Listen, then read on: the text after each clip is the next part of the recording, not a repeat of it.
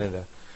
There's no individual solution to this issue in the West. It needs a collective solution. It needs all of us to pay more attention to creating community, to creating environments for ourselves and our children. All too often in the West, our children are just left to be raised by the television and the video games, and we fail to understand the whole garbage in, garbage out phenomenon, that you can't expect your children to be 8-9 hours out in the public school, in the streets, and everything they're taking in is pollution, essentially. And then to think that 1 hour, twice a week in the masjid is going to fix that.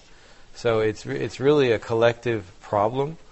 In many cases, what might be needed is simply hijrah, because depending on where you are and how many you have with you, you may not be able to confront this wave of difficulty that you have in that environment, which in my opinion would be much worse than India.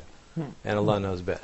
Okay, Shaykh Salem, I would like for you to shed some light on the danger of the public school. You just brought up this issue, and perhaps Shaykh Ammar too, because if we're talking from a medical point of view, if somebody gets bitten by a scorpion, there is an antidote for that. So if you put your child in a school for 8 hours a day, in addition to field trips, in addition to sports and gym and all of that, then as you say, that 1 hour a week, which we call it Sunday school, would that be sufficient to antagonize the poison or the garbage, as you just said, well, that they're exposed to? Because the sister also mentioned that it's impossible for her at the moment to migrate at the moment. She also mentioned that. So she has to be in Canada at the moment. It's impossible, okay. What was your question again? The antidote, the anti-poison, the public school and its danger. It depends on the individual child. There's a turning point. A Muslim child, for example, could be in an un-Islamic environment at many ages, and they would be conscious of the fact that I'm me and they are them.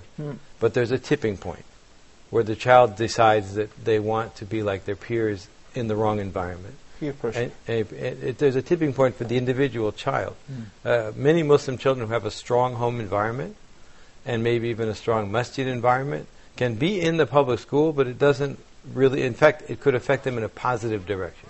How? Because they look at what's around them and it's clear to them this is not what they want to be. I'm something else. I'm not this.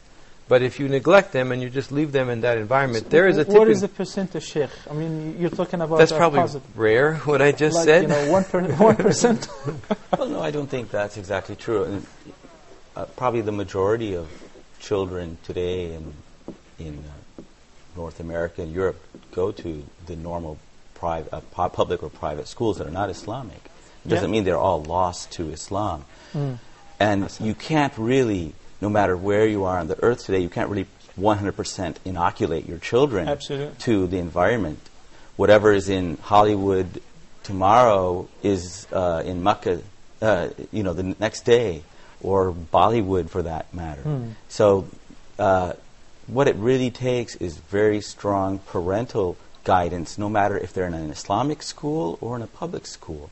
And that really makes a difference for a lot of children. Okay.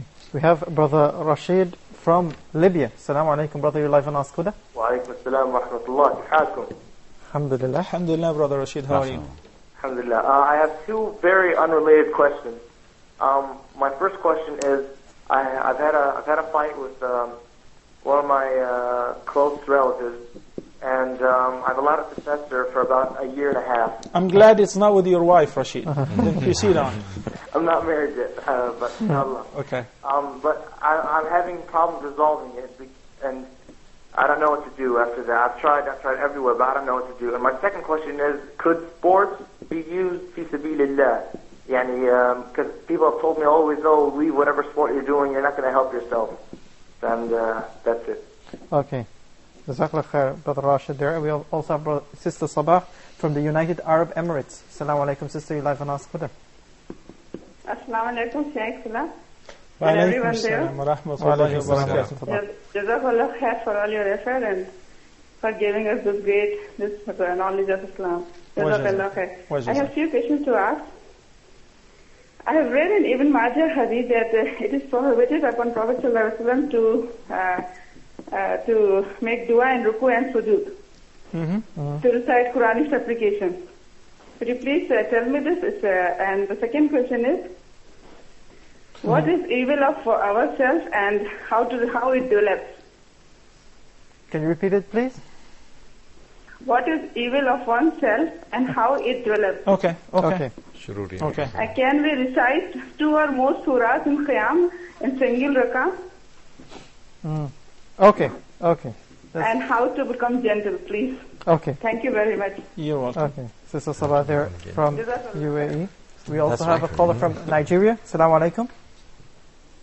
Assalamu alaikum. Wa alaikum salam. Alaikum salam. Sister Fatima. Go ahead, Sister Fatima. I want to Sister Bintu from Nigeria. Okay, go ahead with your questions, please. Please, I want to tell Sheikh Ahmad, Sheikh Salih, that I love him for the sake of Allah. Okay, Jazakallah khair. حبك الذي أحببتنا فيه جزاك الله خير. My question is, they forced me to marry my husband. I don't love him, and now it's making me like I want to go out. So please, you should help me with dua. If I go out, it should be the best for me, or if I stay, okay, it should be the best for me. Okay, Jazakallah khair. Sister Fatima there from Nigeria. Sheikh Ammar, we have a question here about bid'ah. Sister Sabah is from Canada as well. She says, when she advises people about bid'ah and tell them the right way, the authentic sunnah way, sometimes they desist from following that. She wants to know, how should she go about advising them? Yes, and of course, the prophets and messengers advised their people, their own relatives and family and neighbors, and they weren't always obeyed. In fact, they were most often not obeyed. And so we shouldn't be surprised that that would happen. And the fact is that you can't force anybody. You can't. If you ask the sister herself personally, did somebody force you into your belief in Islam and about Sunnah, or did you become convinced by yourself from studying and perhaps listening to lectures or teaching of scholars? And so, of course, she arrived at her knowledge by herself after Allah's guidance.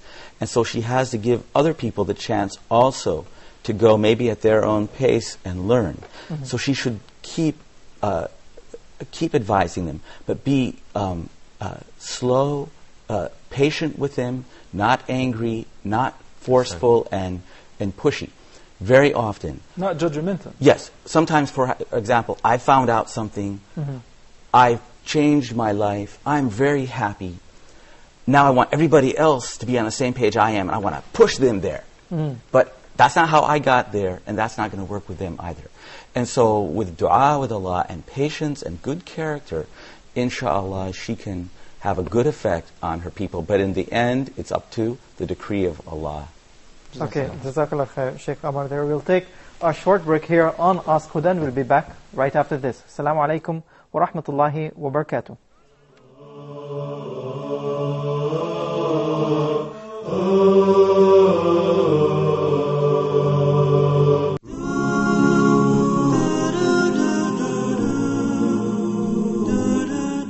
We are excited to inform our viewers that the Quran in Depth with Shaykh Ibrahim Zidan will be filmed live starting on Mondays at 1800 GMT. Allah subhanahu wa ta'ala says about the Quran, وَنُنَزِّلُ مِنَ الْقُرْآنِ مَا هُوَ شِفَاءٌ وَرَحْمَةٌ لِلْمُؤْمِنِينَ. That we reveal from the Quran what is cure and mercy to the believers. So the Quran is the cure. Cure physically to the diseases physically in the body and in the heart. We were ordered to recite Surah Al-Fatiha in every time we stand in the Salah.